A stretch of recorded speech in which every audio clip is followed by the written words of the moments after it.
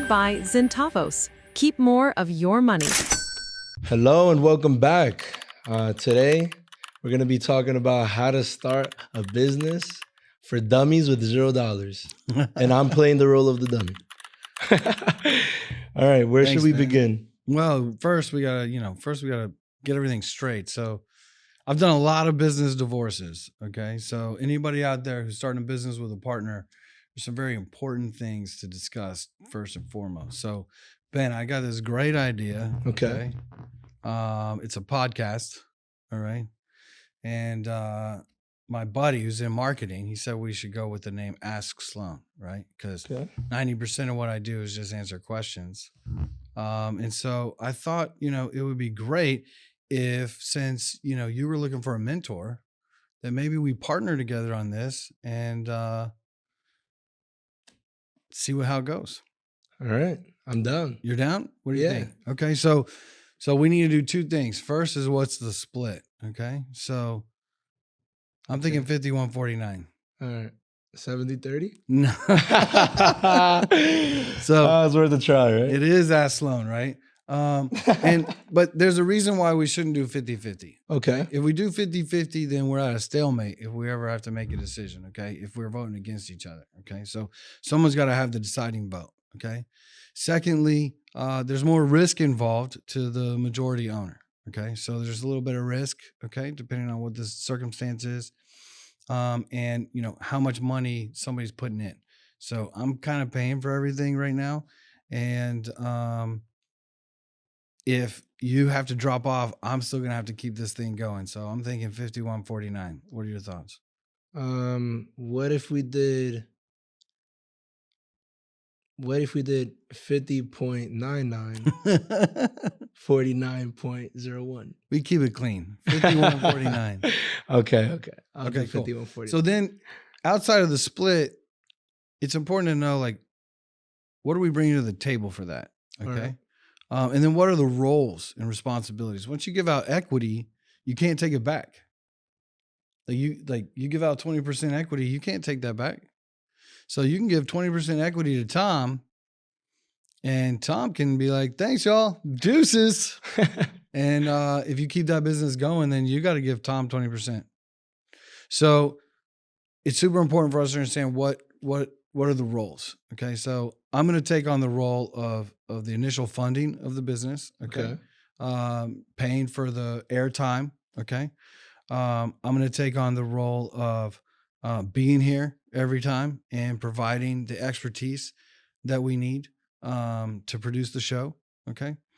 And I'm going to take on the role of promoting it to all of my network so that it can grow in popularity. I see. So what I'm not providing fiscally, I'm providing in time. And, time is money. So if that's the case, I'm assuming I'd be providing the, executive producer role and what that encompasses, which means, ideas for how we're going to grow the podcast, what we're going to be talking about, things like that, as well as, just being the co-host and making sure that I'm always here and prepared every week and planning ahead, right? And aside from that, just the social media ownership in terms of, how we're putting out content, to what cadence and how it should look, right? So overall. Absolutely. So you're going to drop the posts as well. Yes. So you're going to be the man behind the scenes, making sure that everything gets pushed out to the social medias. You're going to generate the content ideas. Okay. And we got a few shows that we're talking about as far as the topics and things like that. Yes, and sir. Then you're going to come with it. And then I'm going to be me. I love that, right? Okay, sweet. Awesome. Okay. So now we've got the concept. Okay. We've negotiated the terms. Okay. And the roles and responsibilities. Now it's time to paper the deal. Okay. Now for the sake of the time constraint that we have in this podcast, we're not going to paper our partnership. Okay. I trust Ben implicitly. He trusts me implicitly. We don't necessarily recommend that for all you out there. Okay. But what you would develop is an operating agreement. Okay. And in that operating agreement, you would outline these things. Okay. The last piece to this would be if we were contributing to the business initially. Okay. So let's say we needed $100,000 to start this business. I would be responsible for 51,000 and Ben would be responsible for 49,000. And that's how we would purchase the equity in the business. And then that $100,000 would be used to do the initial operations, to purchase whatever the things that we need, so on and so forth. But in our agreement, I'm covering the initial expenses to get the business off the ground. So question, if we both don't have any money because we have $0, then I'm assuming we would need to take that out against, a loan from the bank, maybe some outside investment. So then how would the split work to that regard? Man, that is a great question. Okay. So all business costs money. So you absolutely need to figure out who's paying for it. Even if none of y'all have any money, okay? Who is paying for it? And then you got to weigh that against the sweat equity, okay? Yeah, like I said, I've done a lot of business divorces, okay? And the majority of them happen because I don't value what you brought to the table, okay? I brought the money, so it's all me. I'm doing everything, okay? And you're like, well, I'm posting everything and I'm bringing all the ideas and I'm doing everything, okay? So if you got a partner and you guys aren't aligned, you don't respect what they're bringing to the table, then you're automatically going to have a major issue, okay? So if you've got no money and you need to decide, how are we doing this together, okay? And initially, you're going to need to go out and sell. Okay, you got to generate revenue as quickly as possible because at some point you won't have a business if you don't have any money. So what do I need to do before I can sell? Well, you got to have a product or service, right? What's our service? Our service is the Sloan Podcast. That's our service. Actually, we're probably more of a product, if you will, since it's content. That makes sense. But our service is really the knowledge that we're bringing to the audience, right? Okay. But the product itself is the episodes that you're going to watch. Okay. And then we might come out with what do you think? Some t-shirts, maybe a hoodie or two. Yeah, merchandise, right? Sponsors. Pretty soon we're going to have those really cool mugs, Exactly. Right. So then if that's the case, and neither of us have money, do we split the liability? So great question. Okay. If we got to get a loan, okay, then, it's about credit. It's about a lot of different things. Sometimes your partner can't get on the loan. Okay. So do you count that against him? Okay. Or do you take the full liability and you're okay with that because you know that he's going to be responsible for that money with you, even though his name's not on paper. So it just depends on the relationship. Okay. And in business, they say like, well, this is just business, right? Okay. Yeah. So don't take anything for granted. Okay. Best friends become enemies in this circumstance when you set expectations and you don't deliver on those expectations. Okay. So if you're going to get a loan, I would 100% recommend that the person actually borrowing the money, take that into consideration, that they might be left holding the bag. And if they're left holding the bag, how are they going to deal with that? When you're forming a business and developing the operating agreement, you need to discuss the worst case scenario. What happens if one of us dies? What happens if one of us has a family member that dies and we got to leave and we can't come back? What happens if we default on the loan? What happens if this? What happens if that? Like, you need to really go through the worst case scenarios. Most people don't want to. They don't want to think about the flood. They don't want to think about the fire. They just want to focus on money. So do you need to include hypotheticals for floods and fires within the operating agreement as well? If you have a solid operating agreement, you're going to have all of that kind of laid out. Absolutely. So who should you consult for an operating agreement? You definitely need to consult with an attorney, and both of you should consult with a separate attorney, okay? Because attorney has conflict of interest if they're representing both of you, okay? And what's funny is that you've got each of you individually, and then you've got a company. Okay. So sometimes you got 3 attorneys involved. One attorney, their focus is the company, and the other 2 is the 2 people. Now in the beginning, like, you can't, like, again, you don't have any money. You can't do this. Okay. Like, you could go on LegalZoom, you go on Rocket Lawyer, you could do all this stuff and read all you want. Okay. But at the end of the day, and it's out there. Okay. So if you want to go buy a document from Rocket Lawyer, okay, and read that together and figure out what it means and chat GTP it or whatever, all that's fine. What I'm telling you is that you need to think about worst case scenarios, and the more language you put in the document, the better. Okay. And any document that has criteria and signatures is a legal document. Okay. So it doesn't necessarily have to be insanely formal.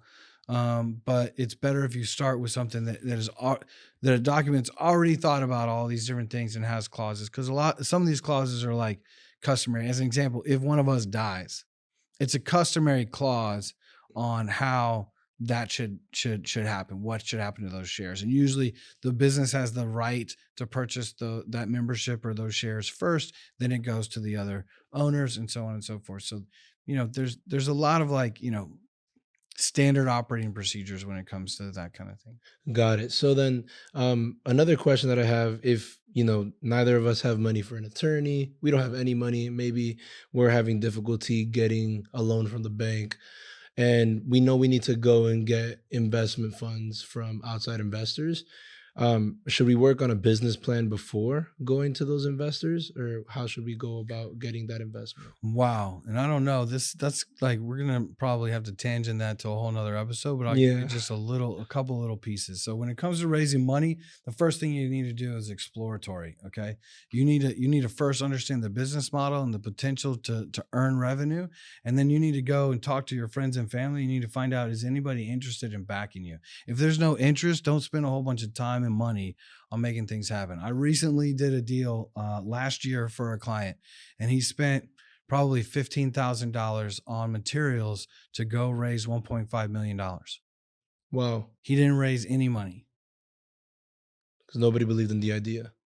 Well, I don't know that they believed in the idea. He just wasn't able to do it. So he's 15 grand in, no money. And I don't recommend that, y'all. It's kind of hard nowadays, right? Because you're essentially taking the word of somebody or the word of many people. Maybe they don't know each other, and that's where you're deriving your confidence from. Where you're like, all right, I've talked to about 50 people and 49 of them have told me they would back me. But, nowadays people's word isn't necessarily like a contract like it was way back when, or so I've heard, right? I mean, that's the situation. Exploration is just to see, is this a viable business opportunity, and is there somebody out there that will give me some money to do it? Okay. If this is your first business, you're not going to go raise $1.5 million. It's not going to happen. Okay. You should absolutely start out small. And if you've never raised other people's money before, like it's a big deal. Like it super matters. There's a lot of anxiety that comes along with that. So don't take it lightly, but my point is that there are investment materials that need to happen. You need to have a pitch deck. You need to have a business plan, executive, something projections, financial projections, how are we going to make money? When are we going to make that money? 2 years, so on and so forth. If you spend all that time and effort to do all of that, and you don't have anybody lined up to give you some capital, it's going to be pretty disappointing, right? So you want to get an exploration going, find out if you're going to have support in the community, and then put the materials together that those particular investors want to see. Okay. I've raised money with nothing. Okay. I've raised money with nothing. I don't have anything. I'm just going to tell you what we're doing. And they're like, here, where do I sign? Okay. And then I've had the whole package, and I've had people be like, well, maybe if you had this, I'd be interested. Well, he's lying. Okay. So it's oftentimes easier to raise money with less when you have people that are really ready to invest. You can always have the whole package and people say no. So I would just start asking. I see. And so what should you look for in a business partner before going into so I think that people should look for their opposite. Okay. In my opinion, there's 3 categories in a business that you start. There's sales. Yep. There's operations, and there's administration. Okay. Most small businesses don't understand administration. Okay. I'm an administrator. All right. I was always looking for an operator. Okay. I don't paint cars. When I ran the hot rod shop, I don't sandblast. I don't powder coat. I don't weld. I don't do metal fabrication. I don't paint cars. So I need all of those people. Yeah. Right. And none of those people do accounting, document prep, banking, borrowing, investing, like any of the administrative stuff. So it was a great marriage. Yeah. I do me, you do you. When it comes together, it's fantastic. So you're looking for someone that can do the thing you can't do. Okay, if you're the sales guy, you need an administrator. You might need an operator. Okay, it just depends. It depends on the business. But if you go find 2 salespeople, your business is going to be a mess because you're going to do no administration. And with no administration, you're going to have a lot of tax problems. So is there a maximum amount of people that you should go into business with that you would recommend not to go above this threshold when entering a partnership? Well, generally speaking, I wouldn't do it more than, 2 people to start with. If you're a seasoned person, okay, then you put a team around something. Like it kind of doesn't matter. Again, if you've identified roles and responsibilities, doesn't matter. Like, it doesn't matter how many. Like, everybody has a role, everybody has a responsibility. And then we need leadership around that to make sure that everybody's aligned and doing the right thing. Then you're good. Like, you could have 4 or 5. You know what I mean? Limited partnerships, they have like, hey, you've got like 1 or 2 people that are like running the ship, and then you go out and you get 10 or 12 investors, and they're all silent investors. So they have equity in the deal, but they don't run the operation. Okay. So coming back to Ask Sloan, right? You're putting in all the initial capital, and all the rest I'm receiving in equity, and I'm putting in time and effort, right? You're putting in that sweat equity, yes. Sweat equity, Mhm. yes. So if that's the case, now that we have those things solidified, what comes next? So we're going to go to the Secretary of State. Okay, you can do this in your state, or you can go to the Delaware if you want to open up a Delaware LLC. But we're going to go to Texas Secretary of State. It should be like sos.state.tx.us or something like that. I don't really remember. sos.state.texas.us. Awesome. And then you're going to go to business. What are the categories there? Business services. Okay. Go to business services. Then you're going to go to business forms. Click on that. Okay. Then you're going to scroll down and you're going to click on, what's that first one say? Business and nonprofit forms. Yep. Click on business and nonprofit forms.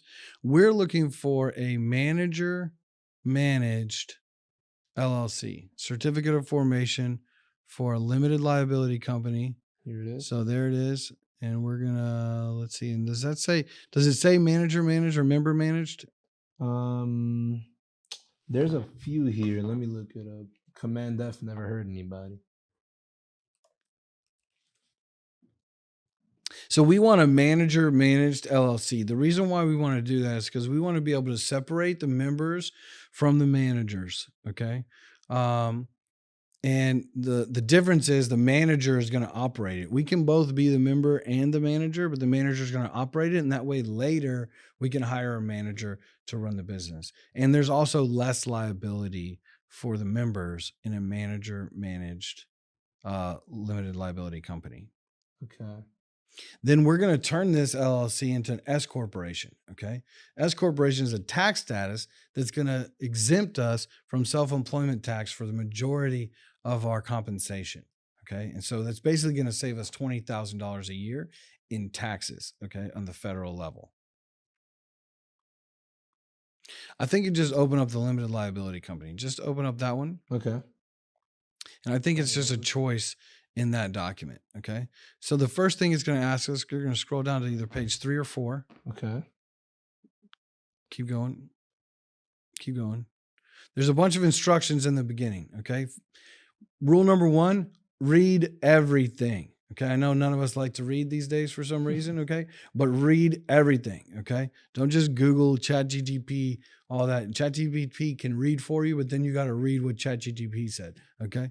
So just read everything. Starts with a name, right? Yeah. What's the name of our business? So you want to go with Ask Sloan LLC or Ask Sloan Podcast LLC? Which one? Ask Sloan Podcast LLC. Okay. Ask Sloan Podcast LLC. Then you're going to put our address for the business. Okay. Okay. Then the next thing you're going to do, I think, is there's a checkbox for, is it going to be manager, member managed?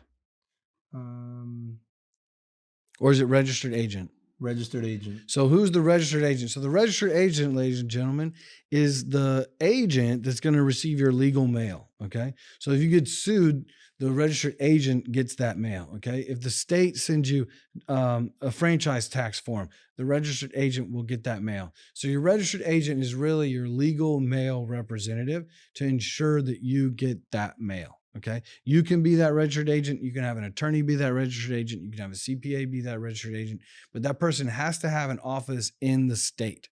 Okay. Then the next section is it manager managed or member managed? We're going to put manager managed. And then you're going to put Ben Pena and you're going to put Ryan Sloan as the two managers. Okay. Ryan Sloan. And then scroll down a little bit. Keep going. What's after the managers? We have governing authority. Yeah, we have Article 2 is registered agent and registered office. The governing authority is the managers. Yep. And that's us. Go past that. Okay. Article 4, purpose. So purpose so there's the mailing address. It includes the organizer. It includes effectiveness of filing. So you're going to be the organizer. Okay. We're going to skip the box that says purpose because we're going to put that in our operating agreement. Okay. And then at the end, you're going to sign, and then you can fax it in. You can mail it in. There's also an upload that you can do. Okay. Once you've filed that and it gets returned by the SOS, then we're going to go to irs.gov. Got it.